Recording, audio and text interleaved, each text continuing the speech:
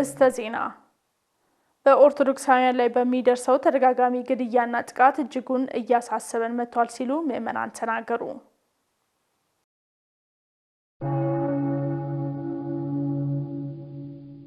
በማህበረ ቅዱሳን የደቡብ አፍሪካ ማዕከል በደቡብ አፍሪካ የሚኖሩ ምዕመናን ህብረትን ለማጠናከር እየሰራ መሆኑን ገለጸ።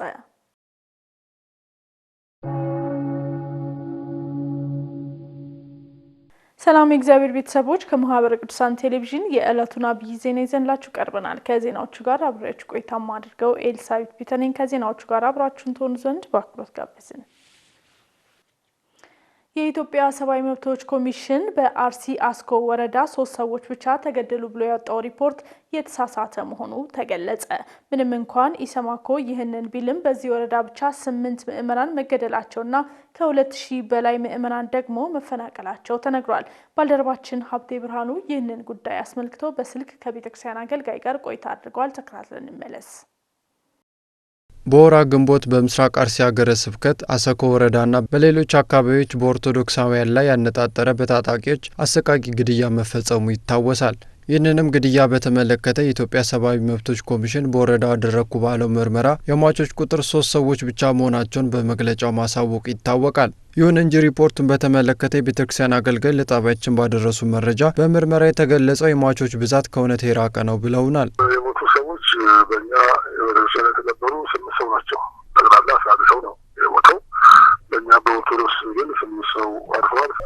ሱንቴ ማርያም ተቀበሩ፣ ካርላ ተቀበሩ፣ እርቻ ተቀበሩ፣ አሰኮ ማርያም ተቀበሩ። ይህንን አጣርተን ቤተሰቦቻቸው ጋር ደርሰን ይህን ስራ ይሰራ ነው ተሰራና ስለዚህ የሞቱት እነዚህ ናቸው። እውነትና እውነት ያኛው የቤተሰብ መግለጫ ሲስተክ ነው። ከግድያው ባሻገር ከ2000 በላይ ምዕመናን መፈናቀል፣ 177 የሚኖሪያ ቤቶች ቃጠሎና የንብረት ዘረፋ መከናወኑን አገልጋዩ ጨምረው ገልጸዋል። 2133 ሰው ያው ተፈናቅለዋል። 177 ሰው ደግሞ ቤቱ ሱቁ ተቃጥሎበት ያው እንደዛ ተወርቷል። 61 ቁንፈልት 29 ፍየል በጎች የተዘረፈባቸው ይባላል። በመጨረሻም መንግስት ከሚመለከታቸው የቤተክርስቲያን አካላት ጋር በመስራት የዜጎችን ሞት ማስቆም እንዳለበት አሳስበዋል። አሁን አቶ ከተማ ነው ከተማ ይሄ ራሱ በስጋት ላይ ነው። ዙሪያውን እነሱ ናቸው ይችላል። ሁላው ሰው ምን አይደለም ሸማታ አይችልም ሸማታ ይችላል። ዙሪያው በስጋት ነው። ስጋት ላይ ያለው በተጨማሪም በአሁኑ ሰዓት በአካባቢው ባለው ሁኔታ ምዕመናን በከፍተኛ ስጋት ውስጥ ናቸው ሲሉ አንስተዋል። የስጋት ቦታዎች ይታወቃሉ። መንግስት ያካቸዋል። ለኛ ቦታ ቅድሚያ እየተሰጠ ሰው ሳይፈናቀል ሰው ሳይሞት ሰው ከተወለደበት ካደገበት ሀገር ሳይሰደድ ቅድሚያ ስራ ሊሰራ ይገባል የሚል ሀሳብ ነው ያለኝ። በኦርቶዶክሳውያን ላይ በሚደርሰው ተደጋጋሚ ግድያና ጥቃት እጅጉን እያሳሰበን መጥቷል ሲሉ ምዕመናን ተናገሩ። ባልደረባችን ተመስገን ፈቃዱ በአዲስ አበባ ከተማ ተዘዋውሮ ያነጋገራቸው ምዕመናን በተደጋጋሚ ጊዜ በኦርቶዶክሳውያን ላይ የሚደርሰው አሰቃቂ ጥቃት በአፋጣኝ ሊቆም ይገባል ሲሉ አስተያየታቸውን ሰጥተውናል። በተከታይነት እናቀርባለን። በአርሲ ላይ የተከሰተ በጣም ያሳዝናል። እውነት እንደመናገር በተለይ እንደዚህ ሲደጋገም ብዙ ጊዜ ነው። እንደ አንድ ኦርቶዶክስ ደግሞ ሁላችንም አንድ ድምጽ ሆነ ብናስቆም በእውነቱ በጣም ነው የሚያሳዝነው። እንደ አንድ ኦርቶዶክስ እንደዚህ አንጠብቅም። ሁላችንም የሚያገናኘው ከፖለቲካ ነፃ ነው። ኦርቶዶክስ እምነት ተከታይ ወይም የእምነት ተከታዮች በሙሉ ከፖለቲካ ነፃ የሆነ ነገር ነው ያለው ነገር። በእውነቱ ስላለው ነገር በጣም አዝኛለሁ። መግለጽ አይቻልም። እውነት ውስጤን የቆሰለው እውነት ማለት ምንም ማድረግ ስለማልችል ነው እንጂ አዝኛለሁ። በጣም ነው ያዘንኩት። አርሲ ላይ ግዴታ በአንድ ማጣ መወለድ የለብንም። ሁላችንም በቤተ ክርስቲያን አስተምሯችን ደግሞ ወንድሞችም እህቶችም አንድ ስጋ እስከሆንን ድረስ በጣም የሚያሳዝነው ለተፈናቀሉትን መርዳት ባለብን ደግሞ ብንረዳ የተሻለ ነው። ሰው በሰውነቱ የትኛውም ቦታ ላይ ተከብሮ በእምነቱም ይሁን በሰውነቱም ተከብሮ መኖር አለበት ብዬ አስባለሁ። ያ ደግሞ አንዳንድ ነገሮችን ያው እምነት ስስብልት አይደለ ነገሮችን ስነካ የኢትዮጵያዊነትን እሴትን እንዳለን የሚሉ አካላቶች ሊኖሩ ስለሚችሉ እሱን ያው ትኩረት ሰጥቷል ብዬ አስባለሁ። ሁላችንም ትኩረት ሰጠን ነው መንቀሳቀስ መቻል ያለብን። ሆይ ተብሎ የሚተወው ነገር ነገ ቀጣይነት ሊኖረው ስለሚችል ይሄን ነገር በትኩረት ለዛ ነገር ምን ማድረግ አለብን የሚለውን ነገር በደንብ ሰርተንበት ሁላችንም ለዛ ነገር ራሳችንን ብንጠብቅና በኦርቶዶክስ እምነት ተከታዮች በሙሉ በጽናት ራሳችንን በተቻለ መጠን ከዚህ አይነት ነገሮች ራሳችንን እንድንከላከል ነው። ሁላችንም ብርቱ ጠንካሮች መሆን መቻል አለብን ብዬ አስባለሁ። እንግዲህ ሁላችንም እንደምናውቀው እምነታችን ነው። እስካሁን ድረስ ያቆየንም እምነታችን ነው። ስለዚህ ለአንድ ሃይማኖታችን ስንል በጋራ መቆም ካለብን ድረስ በጋራ ብንቆም ድርድር የለም በሃይማኖት። ስለዚህ መንግስት ዜጎቹ ናቸው እንደ መንግስት ኃላፊነት ወስዶ ዜጎቹን ያው ጥበቃ ቢያደርግላቸው ነው የሚለው። ጠንከር ብለን ሁላችንም ይሄ ነገር ነገም የራሳችን ነገር ነው። አንድ ጣት ሲቆረጥ ምን ያህል እንደሚያመን ሁሉ ይሄን እምነት ተከታይ በሙሉ ያለን ይሄ ለዚህ እምነት ተከታይ በሙሉ ለዚህ ያለን በሙሉ ሁላችንም በትኩረት እየተከታተልን ሁላችንም ከዚህ ነገር ራሳችንን ብንከላከል መልካም ነው ብዬ አስባለሁ። የግብጽ ቤተክርስቲያን ዛሬ ላይ ያላትን ጠንካራ ተሰሚነት ማግኘት የቻለችው ብቁ መሪዎችን ማሰልጠን ላይ ትኩረት አድርጋ በመስራቷ መሆኑ ተነገረ። የግብጽ ቤተክርስቲያን የደረሰባትን ጫናዎች ለሌላው ማህበረሰብ በማሳወቅ ዓለም አቀፍ ተጽዕኖ መፍጠር መቻለው አንዱ ማሳያ ነው ተብሏል። ዲያቆን ኤርሚያስ ደባሱ ተጨማሪ ዘገባ አለው። የግብጽ ኮፕቲክ ቤተክርስቲያን ይደርስባት የነበረውን የክርስቲያኖች መገደልና የአብያተ ክርስቲያናት ላይ ጥቃቶች ማስቆም እንዲሁም በመንግስት መዋቅርና በፖለቲካዊ ውሳኔዎች ውስጥ ያላትን ውክልና ከፍ ማድረግ ትችል ዘንድ በርካታ ስራዎችን ሰርታለች። በልዩ ሚሽን በልዩ ዓላማ የሚፈጸሙ ናቸው። አንደኛው ዓለም አቀፋዊ ተጽዕኖ መፍጠር፣ ስለ ጥቃቱ በቂ ዕውቀት እንዲኖር ማድረግ፣ እንትኖችን ሰነዶችን በሚገባ ዳታዎችን የሚፈጠሩ ነገሮችን ቶሎ ብሎ ዓለም አቀፍ ዕውቅና ላይ እንዲኖራቸው ማድረግ። ሌላው ደግሞ መሪዎችን ማሰልጠን ነው። በሁሉም ደረጃ ያሉ መሪዎችን እስከ ሰንበት ትምህርት ቤት የአንድ አጥቢያ ሰንበት ትምህርት ቤት መሪ ድረስ ስለዚህ ጉዳይ ስልጠና እንዲያገኙ የተዘጋጀ ዶክመንት አለ፣ ማኑዋል አለ። በዚያ መሰረት ማሰልጠን፣ ከሌሎች ሃይማኖቶች ጋር የኢንተርፌዝ ግንኙነቶችን በመፍጠር ወይም ኢንተርቸርች ኢንተርፌዝ ጉዳዮችን በመፍጠር ይሄን ዓላማ ሙሉ ለሙሉ እስከታች ድረስ በቃ እስከሚበቃው ድረስ መታገል ይሄም እቅድ ተደርጎ የሚሰራበት ጉዳይ ነው። ከዚህም በተጨማሪ የኮፕቲክ ቤተክርስቲያን አንድነትን ማጠናከር ዓላማ አድርጋ በሲኖዶስ አጽድቃ የሰራችበትና ውጤታማ ተግባሯ ስለመሆኑም ረዳት ፕሮፌሰር መምህር ዳንኤል ሰይፈ ሚካኤል ገልጸዋል። የኮፕቲክ ቤተክርስቲያን አንድነት ማጠናከር፣ አንድነታችን ካልጠነከረ የቤተክርስቲያኑ አንድነት ካልጠነከረ ያው ፎከስ ከአጽራረ ቤተክርስቲያን እንዲሁ በጠቅልል ስም የሚመጣውን ነገር መቋቋም የምንችለው ይሄን በማድረግ ነው ብሎ ታቅዶ የሚሰራ ማለት ነው። ይሄንኛው በፈረንጆች አቆጣጠር በ2014 በምልዓተ ጉባኤ ሲኖዳል ዲሲሽን የጸደቀ እቅድ ነው። እንደ ረዳት ፕሮፌሰር መምህር ዳንኤል ሰይፈ ሚካኤል ገለጻ ከሆነ የግብጽ ኮፕቲክ ቤተክርስቲያን ዛሬ ላይ ለደረሰችበት ዓለም አቀፍ ተደማጭነትና ጥንካሬ ማህበረሰቡን በእውቀትና በንቃት መገንባቷ እንደ አንድ ዋና ምሰሶ የሚወሰድ ነው። አሁን ኮፕቲክን ማንቃት ጉዳይ አይደለም። ሁሉንም ማህበረሰብ ግብጻውያንንም ሌሎቹንም ሃይማኖቶች ያሏቸውን በሙሉ ማንቃት አዌክኒንግ ፕሮግራም ይባላል። አዌክኒንግ ሚሽን ነው የሚባለው ራሱን ችሎ ማለት ነው። እና እዚህ ውስጥ ምንድነው አንዱ ከግቦቹ በጣም የገረመኝ አክራሪነትንና ሃይማኖትን መለየት የሚል እንትን አለው አስፔክት አለው። በተያያዘ ዜና ቅድስት ቤተክርስቲያን የውጭ ግንኙነቷንና ዓለም አቀፍ ዲፕሎማሲያውን ማጠናከር እንደሚጠበቅባት ተጠቆመ። በተለይም በአሁኑ ወቅት የሚደርስባትን ልዩ ልዩ ተጽዕኖዎች ለመግታት የዲፕሎማሲያዊ ግንኙነቷን ይበልጥ ውጤታማ ማድረግ ይኖርባታል ተብሏል። ዲያቆን ኤርሚያስ ደባሱ የእርስ በርስ ግንኙነታቸውን በማጠናከር የሚደርሱባቸውን የተለያዩ ሃይማኖታዊና ፖለቲካዊ እንዲሁም ሌሎች ተጽዕኖዎች ከሚጋሩ አብያተ ክርስቲያናት መካከል የሚከተሉት ተጠቃሽ ናቸው። የሶሪያ ሐዋርያዊት ኦርቶዶክስ ቤተክርስቲያን፣ የአርመን ቂልቅያ ቤተክርስቲያንና የኮፕቲክ አሌክሳንድሪያ ኮፕቲክ ኦርቶዶክስ ቤተክርስቲያን በየዓመቱም የጋራ ጉባኤዎች አሏቸው። በጋራ የሚወስኗቸውና በጋራ የሚፈጽሟቸውም ጉዳዮች አሉ። እንደገና ደግሞ የሚጋሯቸው አንዳንድ ዓለም አቀፍ የሆኑ አጀንዳዎችን በጋራ ለመፈጸም ወይም ለማከናወን የሚያደርጉባቸው መድረኮች አሏቸው። በእነዚህ መድረኮች ከሚያደርጉት ነገር አንዱ በየአብያተ ክርስቲያናቱ ያሉ አሰራሮችንና ውሳኔዎችን ለምሳሌ በአንዱ ፓትርያርክ የተወሰኑትን ውሳኔዎች በእንደዚህ አይነት ጉዳይ ሲገናኙ በዚህ ጉዳይ ላይ የወሰኑት ነው ይጋራሉ። የኢትዮጵያ ኦርቶዶክስ ተዋሕዶ ቤተክርስቲያንም የሚደርሱባትን የተለያዩ ተጽዕኖዎች ለመቀነስ የውጭ ግንኙነትና ዓለም አቀፋዊ ዲፕሎማሲያውን ማጠናከር እንደሚጠበቅባትም ተጠቁሟል። ለምሳሌ የኮፕቲክ እስክንድሪያ ቤተክርስቲያንና የኛ ቤተክርስቲያን ፕሮቶኮል አለ። ከበድ ባሉ ጉዳዮች ላይ የወሰናቸውን የሲኖዶስ ውሳኔዎች ለመጋራት ማለት ነው። ጠንካራ ጉዳዮችን ለመጠበቅ በጋራ ለመስራት የጋራ ትብብር ለማድረግ በጋራ ለመስራት በዚያ ጉዳይ ላይ አቋምና እቅዶች ያስፈልጋሉ። በዚያ አንድ ጉዳይ ላይ የጋራ መድረክ ለመፍጠር መጀመሪያ አጀንዳውን አብያተ ክርስቲያናቱ ይጋሩታል ወይ ያን አጀንዳ በዚያ በውስጣቸው ይዘውታል ወይ የሚለው ሌላው የተሞክሮ አስፈላጊነት ነው። ይህም ተሰሚነቷን ከማሳደግና የሚደርሱባትን ጫናዎች ከማቅለልም ባሻገር ያላትን እሴት ከፍ ለማድረግ እንደሚረዳትም ነው የተጠቆመው። እሴቶችን ለመጨመርና ለማጠንከር እንዲሁም አቅምን ለማሳደግ የጋራ ፈተናዎችና መሰናክሎችን ለመከላከል በአንዳንድ ጉዳዮች ላይ ያሉንን ሀሳቦችና እቅዶች በሚገባ ማስቀመጡ ለዓለም አቀፍ ግንኙነትም ለአብያተ ክርስቲያናት የእርስ በርስ ግንኙነትም መሰረት መሆኑን ነው። በማህበረ ቅዱሳን የደቡብ አፍሪካ ማዕከል በደቡብ አፍሪካ የሚኖሩ ምዕመናን ህብረት ለማጠናከር እየሰራው ይገኛል ሲል ገለጸ። ማዕከሉ ከደቡብና ምዕራብ አፍሪካ ሀገረ ስብከት ጋር በጋራ እየሰራ እንደሚገኝ አሳውቋል። ሀብቴ ብርሃኑ ተጨማሪ ዘገባ አለው። ማህበረ ቅዱሳን በውጭ ሀገራት በሚገኙ 7 ማዕከላቱ በኩል አገልግሎቶችን እየሰጠ ሲሆን ከነዚህም መካከል የደቡባዊ አፍሪካ ማዕከል አንዱ ነው። ይሁን እንጂ ከቅርብ ጊዜያት ወዲህ በአገሪቱ በተከሰተው የጸጥታ ችግር ምክንያት ለምዕመናን ህብረት መላላት መነሻ መሆኑን እየተስተዋለ ይገኛል። ይህንንም ማዕከል በማድረግ ምዕመናን ህብረታቸው በሁሉም ረገድ የጠበቀ እንዲሆን በኦንላይን ጉባኤ መካሄድ መቻሉን ዲያቆን ምትኩ ሀብቲመር አንስተዋል።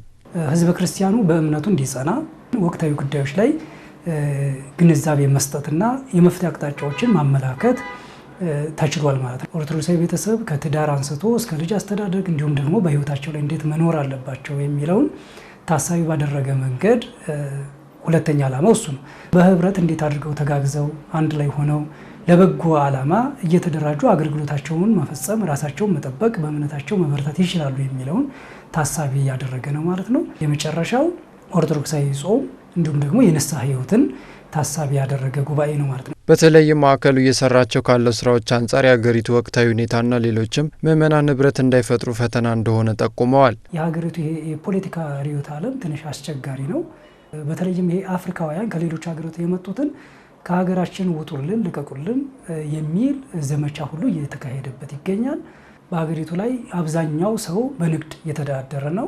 እነዚህን ሰዎች ከድብደባ ንብረታቸውን እስከ መዘረፍ ከዛም አልፎ ህይወት እስከ ማለፍ ድረስ እየደረሰ ነው ያለው ማለት ነው። በዚሁ ላይ የእርስ በርስ ህዝበ ክርስቲያኑ ወይም ደግሞ በዛ ሀገር ላይ ያለው ሰው የእርስ በርስ ግንኙነቱ ትንሽ የላላ ነው። በቀጣይም በምዕመናን መካከል ያለው ህብረት አስተማማኝ እንዲሆን የጀመራቸውን ተግባራት በልዩ ትኩረት አጠናክሮ እንደሚቀጥል ተናግረዋል። ከሀገረ ስብከቱ ከአጥቢያ ቤተክርስቲያን ከሰበካ ጉባኤ ከሌሎች ማህበራት ከሰንበት ትምህርት ቤት እንዲሁም ደግሞ ይህንን አገልግሎት ሊደግፉ ከሚችሉ አካላት ጋር በመሆን ህብረትን ማጠናከር ነው። ከዛ ውጭ አሁን የጀመርናቸውን ጉባኤያቶች እነሱን ማስቀጠል ነው። ይሄ ጉባኤ ውጤት አንጥቶልናል ብለን እናስባለን እኛ። ስለዚህ እነዚህ አይነት ነገሮችን ስንፈጽም ጉዳይ ተኮር የሆነ አጥንተን አስፈላጊነቱን እያየን ከችግሮች ጋር ሊሄድ በሚችል መንገድ ችግሩንና መፍትሄዎችን እያመላከትን ለማስኬድ ነው እያሰብን ያለ ነው። ተመልካቾቻችን ለዕለቱ ያዝነው ዜና እንደቀጠለ ይገኛል። ጊዜ የለኝም የሚሉ እሳቢዎች ከቤተ ክርስቲያን ይልቅ በዓለማዊ ህይወት መጠመድ አግባብ ያልሆነ ልምድ ነው ሲሉ መምህራነ ቤተ ክርስቲያን አሳሰቡ። የጭንቀት ጊዜ ሳይመጣ በጉብዝና ወራት ፈጣሪን አስብ በማለት መጽሐፍ ቅዱስ ለእግዚአብሔር ጊዜ መስጠት እንዳለብን ያስረዳናል። ይህንን ጉዳይ ታሪካው አራርሶ ታስቃኘናለች። መጽሐፍ ቅዱስ ነገር ግን አስቀድማችሁ የእግዚአብሔርን መንግስት ጽድቁንም ፈልጉ ይህም ሁሉ ይጨመርላችኋል ሲል በማቴዎስ ወንጌል ምዕራፍ 6 ቁጥር 33 ላይ ይናገራል። ነገር ግን ምእመናን ጊዜ የለኝም በሚል ሰበብ ከቤተ ክርስቲያን መራቃቸው የዕለት ተዕለት ኑሯቸውንና ስብዕናቸውን ባልተፈለገ አቅጣጫ እንዲመራ ያደረገው ይገኛል በማለት ቀሲስ ኃይሉ ብርሃኑ ተናገሩ። ብዙዎቻችን እንግዲህ ምክንያት የምናደርገው ስራ፣ ትምህርት፣ ቤተሰብ ሶሻል ላይፍ ማለት ነው። ስለዚህ ይሄን ደግሞ አሬንጅ አድርገን ለእግዚአብሔር የሚሰጠውን ጊዜ ለእግዚአብሔር ምንም ምክንያት የለም። ለእግዚአብሔር 24 ሰዓት ሰጥቶናል። በሳምንት 168 ቀን ሰዓት ማለት ነው። ያን ሰዓት አመቻችቶ ደግሞ የተወሰነ ሰዓት እያለማመዱ የጸሎት ጊዜ፣ የጾም ጊዜ፣ የንስሐ ጊዜ እየሰጡ መንፈሳዊ ህይወታቸውንም ማሳደግ አለብን። የጊዜ ባለቤት እግዚአብሔር መሆኑን በመረዳት ምእመናን በዕለታዊ እቅዳቸው ውስጥ ለመንፈሳዊ ሕይወት የሚሆን ቋሚ ሰዓት መመደብና የጊዜ አጠቃቀም ጥበብን ማዳበር ይኖርባቸዋልም ሲሉ ተናግረዋል። በአግባቡ በተሰጠን ጊዜ በጥቂቱ እያስለመድን ማለት ነው። አንድ ሰው ምንም ጸሎት የማያደርግ ቢሆን ጸሎትን 5 ደቂቃ 10 ደቂቃ እያለ ውዳሴ ማርያም መዝሙረ ዳዊት እየደገመ እያስለመደ አንዳንዱ 24 ሰዓት መቼም 6-7 የጸሎት ጊዜዎች አሉ። 7ቱን ላንጠቀም እንችላለን። ጊዜ በጣም እንደው በቃ የለንም ብንል በስራ ቢዚ ኮንና ያን ምናረግ ጠዋት ስንነሳ ማታ ስንተኛ ስንበላ ስንጠጣ በዚህ ማስለመድ ማለት ነው። ወላጆች በቤት ውስጥ የጋራ የጸሎትና የውይይት ሰዓት በመመደብ እንዲሁም ልጆቻቸውን ይዘው ወደ ቤተክርስቲያን በመሄድ ለልጆቻቸው መልካም አራያ ሊሆኑ ይገባልም ሲሉ አሳስበዋል። ወላጆች በቤት ውስጥ ማለት ነው ለልጆቻቸው እንደ ጳጳሳት እንደ ካህናት እንደ መምህራን ናቸው ይላሉ። ምክንያቱም ቤት ውስጥ መምህር ካህን ጳጳስ ሆነው ልጁን በአራያ ማሳደግ የሚችለው መቅረጽ የሚችለው ቤተሰብ ነው ማለት እና ቤተሰብ በዚያው ልክ ደግሞ ጊዜ የለኝም እያለ ከአገልግሎት ከመንፈሳዊ ከጸሎት ከጾም ራሱን የሚያደርግ ከሆነ ያው ልጆቹም የሚያድጉት በዚያ አራያ ይዘው ነው ማለት ነው። ስለዚህ ወላጅ በሚሄደው አካሄድ ነው ልጆች የሚሄዱት ማለት ነው። የበገናን ክብር ጠብቆ ማስጠበቅ ከኛ ከምእመናን ይጠበቃል ሲሉ የመንፈሳዊ ዜማ መሳሪያ ተመራቂ ተማሪዎች ተናገሩ። በማህበረ ቅዱሳን የጎንደር ማዕከል ያስመረቃቸው ተመራቂዎች ያገኘነው ስልጠና የቤተክርስቲያን ስርዓት እንድንረዳና በስነ ምግባር ታንጸን እንድንወጣ ረድቶናል ብለዋል። በማህበረ ቅዱሳን የጎንደር ማዕከል የላከልን መረጃ ባልደረባችን ተመስገን ፈቃዱ ይዘውልን ይቀርባል። ሰው ሲኖር በተለይ ወጣት ስንሆን ማለት ነው በስጋዊ ነገር ነው የሚኖረው እና ስጋዊን ነገር በመንፈስ ለማሸነፍ እንደዚህ አይነት ቦታዎች ላይ መምጣት አስፈላጊ ነው። የቅድስት ቤተክርስቲያን መንፈሳዊ የዜማ መሳሪያዎች ስርዓታቸውን ሳይለቁ ከትውልድ ወደ ትውልድ እንዲተላለፉ በትኩረት እየሰራ ነው ማህበረ ቅዱሳን። በዚህም የጎንደር ማዕከል ለ11ኛ ዙር ከ100 በላይ ተማሪዎችን አስመርቋል። ተመራቂዎቹም ስልጠናው የቤተክርስቲያን ስርዓት እንድንረዳና በስነ ምግባር ታንጸን እንድንወጣ ረድቶናል ብለዋል። የበገና ትምህርት አሰጣጡ ከመንፈሳዊ ኮርሶች ጋር አንድ ላይ ተደርጎ ስለተሰጠን በጣም ውጤታማ ነበረ ብያስባለሁ። ትውፊቱን የጠበቀ የቤተክርስቲያን መገልገያ መሳሪያዎችን ከማወቅ አንጻር በጣም ብዙ ጠቀሜታዎችን አግኝቼበታለሁ። ሌላው በገና ከራስ ጋር መሆንን ስለሚያበረታታ በተመስጦ ስለሚዘመር በተረጋጋ መንፈስ ስለሚዘመር ከልብ ጋር ስለሚያገናኝ ሰፊ የሆነ ለኔ ለግሌ ራሴ ብዙ ጠቀሜታዎችን አግኝቼበታለሁ ማለት ነው። ማህበሩ ስለ መንፈሳዊ የዜማ መሳሪያዎች ይበልጥ እንድንገነዘብ አድርጎናል ያሉት ተመራቂዎቹ በቀጣይም ለተተኪው ትውልድ ማሳወቅ ከኛ ይጠበቃል ሲሉም አክለዋል። በግሌ ያሰብኩት ምንድነው ሞር ህፃናትና በመንሄድበት ሰንበት ትምህርት ቤት ላይ የተማርነው ብናሳውቅ በጣም ውጤት እናመጣለን ብዬ አስባለሁ። ስለበገና ያለው ግንዛቤ እየሰጠው ድጋፍ ለማድረግ ነው እግዚአብሔር ቢረዳን። በፊት ጠፍቶ የነበረውን አሁን ግን በተለይ በማህበረ ቅዱሳን እየተስፋፋ የመጣው የበገና ጉዞ እንዲቀጥል ትልቅ ድርሻ እንዳለብኝ ነው የሚሰማኝ እንደኔ ማለት ነው። እኔ አሁን ሁለት ነገር ይጨንቀኛል። አንደኛ አገራችን በጣም ምን ሰማው ነገር ተቀደመ ነገሩ የተለየ ነው በጣም። ሁለት ደግሞ አውቄ ሰዎችን አለመታደጂ በጣም ይጨንቀኛልና መጠን እንወቅ ነው ምለው ወጣቱን። መንፈሳዊ ይዘታቸውን ሳይለቁ ለማስቀጠል ምእመናን ላይ ይበልጥ መስራት ያስፈልገናል ያሉት የማዕከሉ የዜማና ኪነ ጥበባት ክፍል ዋና ተጠሪ ዲያቆን የኔሰው ምህረት ተመራቂዎቹ የተሰጣቸውን ኃላፊነት ሊወጡ እንደሚገባ አሳስበዋል። ኮርሶች አሉ። በእነሱ ኮርሶች ውስጥ ብዙ የግንዛቤ ማስጨበጫ ትምህርቶችን ያገኛሉ ብለን እናስባለንና በዚህ መልኩ ለተማሪዎቹ ያካፈልን እና ስንሰጥ ቆይተናል። ይሄን የዜማ መሳሪያ ለማህበረሰቡ ተልኳቸውን ተደራሽ እንዲያደርጉ እና ማህበረሰቡን እንዲያነቁ በዚሁ አጋጣሚ ጥሪያችንን እናስተላልፋለን።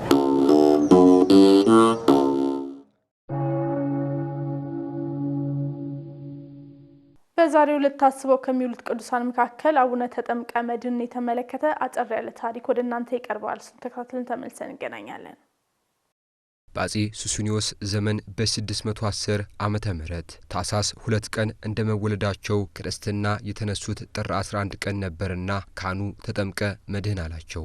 ዛሬው ዕለት መታሰቢያቸው የሆነ አቡነ ተጠምቀ መድኅን ሕፃን እያሉ ቃለ እግዚአብሔርን መማር ቢፈልጉም አባታቸው በግድ እረኛ ያደረጓቸው። አቡነ ተጠምቀ መድኅን በሕፃን ልባቸው ቢሆንም ቤተሰቦቻቸውን ማሳዘን አልፈለጉም ነበር።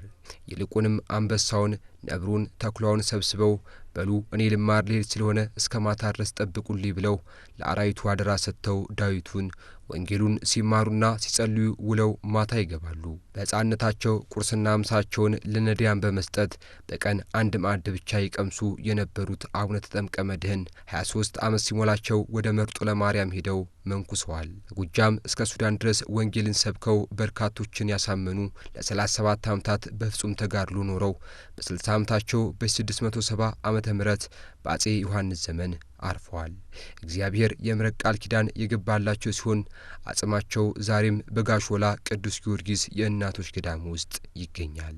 አምላክ ከቅዱሳኑ በረከትና ምልጃ ጸሎት ያሳትፈን፣ አሜን። ተመልካቾቻችን ለዕለቱ ያዝነው አብይ ዜና የተከታተላችሁትን ይመስል ነበር። ከዜናዎቹ ጋር አብሬያችሁ ቆይታ ያደረኩት ኤልሳቤት ቤተ ነበርኩኝ። ለነበረን የአብሮነት ቆይታ ከልብ በማመስገን ቀሪ መርሃ ግብሮች ወደ እናንተ መድረሳቸውን ይቀጥላሉ። ይቆየን።